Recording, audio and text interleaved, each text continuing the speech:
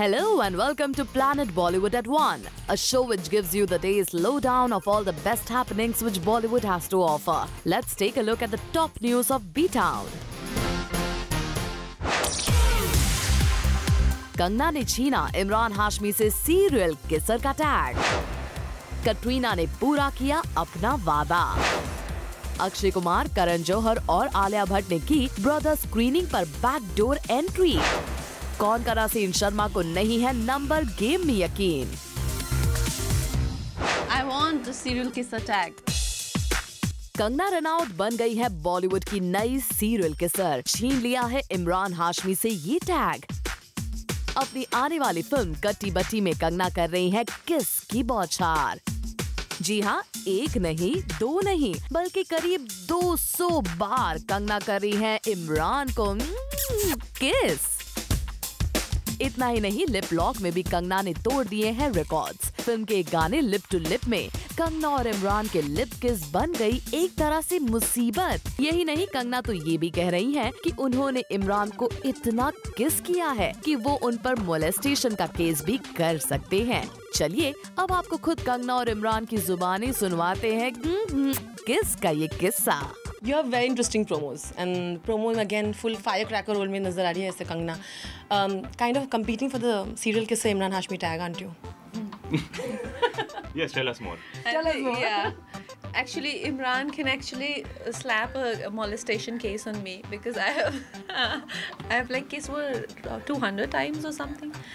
We have a lip-to-lip kiss song where we like stuck to each other's lips. Stop, but. Really? Yeah. We have a song called Lip to Lip and it's a stop motion song. तो पीछे set change होता रहता है लेकिन लड़का लड़की दूसरे ऐसे है. But foreground one thing is not changing. So after first day तो we were like really awkward कि you know ऐसे किसी के मुंह के साथ में ऐसे के साथ में shoot करना is awkward.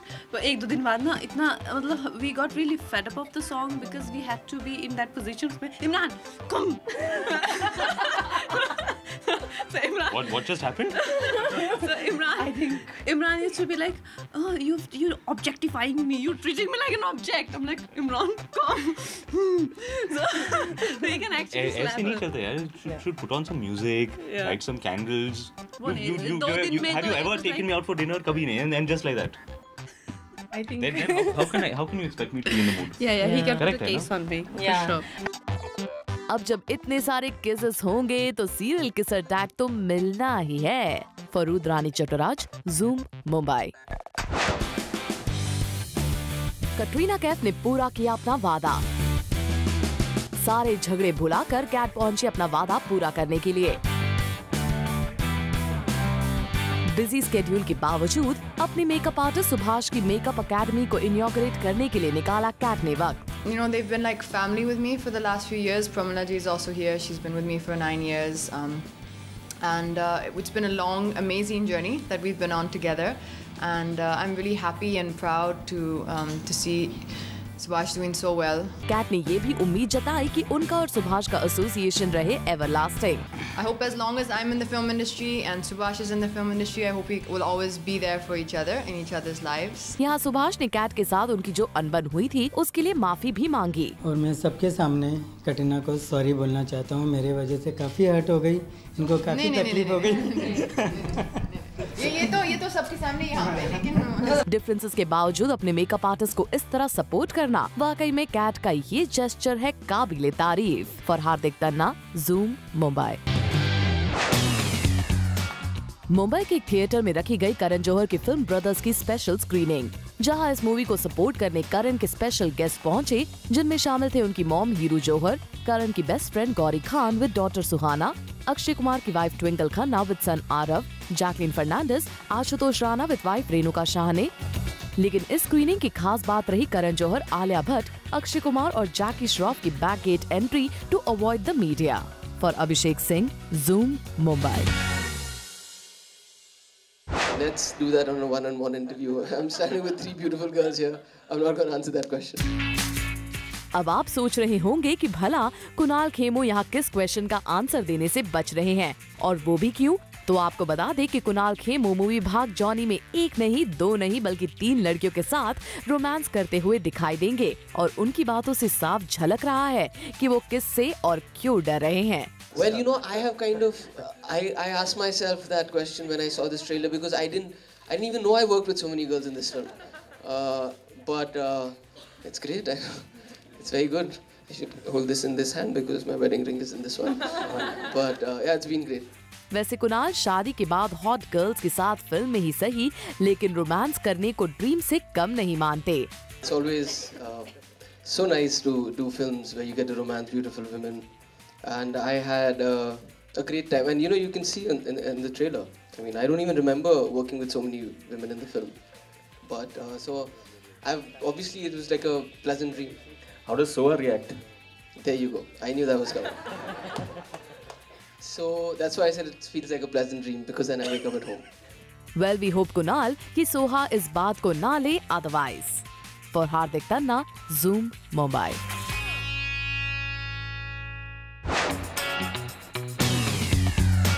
सोनू निगम और एक लीडिंग म्यूजिक कंपनी के बीच फाइनली हो गई है सुलह। रॉयल्टी इश्यू के चलते सोनू और इस म्यूजिक कंपनी के बीच हुए थे डिफरेंसेस।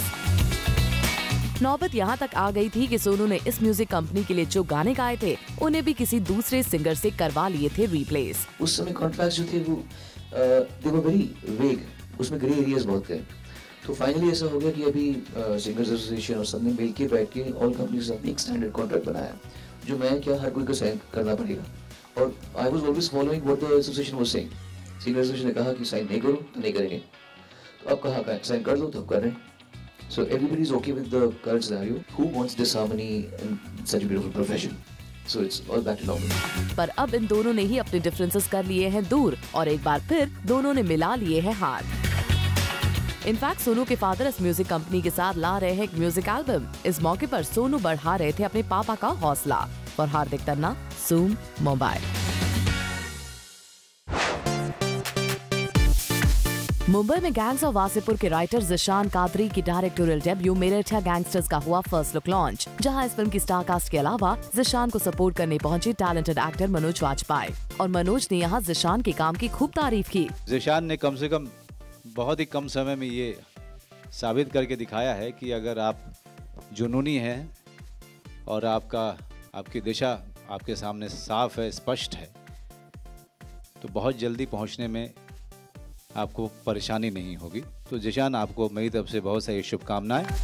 वैसे ज़िशान के मेंटर अनुराग कश्यप के भी यहाँ आने की खबरें थी, लेकिन अनुराग के मुंबई के बाहर होने की वजह से वो नहीं कर पाई ये event attend. For Hardik Tanna, Zoom, Mumbai.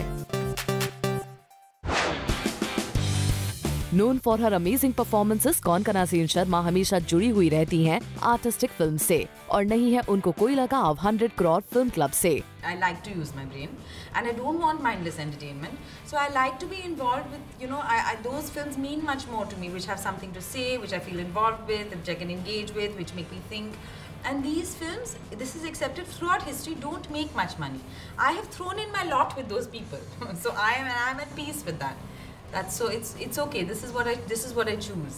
ऐसी ही एक small budget real life story पर बेस्ड फिल्म में दिखेंगी कौन कना इस हफ्ते इन गौर हरी दास्तान, जिसमें वो प्ले करेंगे रोल फ्रीडम फाइटर दास की वाइफ लक्ष्मी का, और वो दिखी काफी happy and confident. This is the first film I did after I had my son, and I thought, wow, motherhood has really aged me because suddenly I was playing a 60-year-old.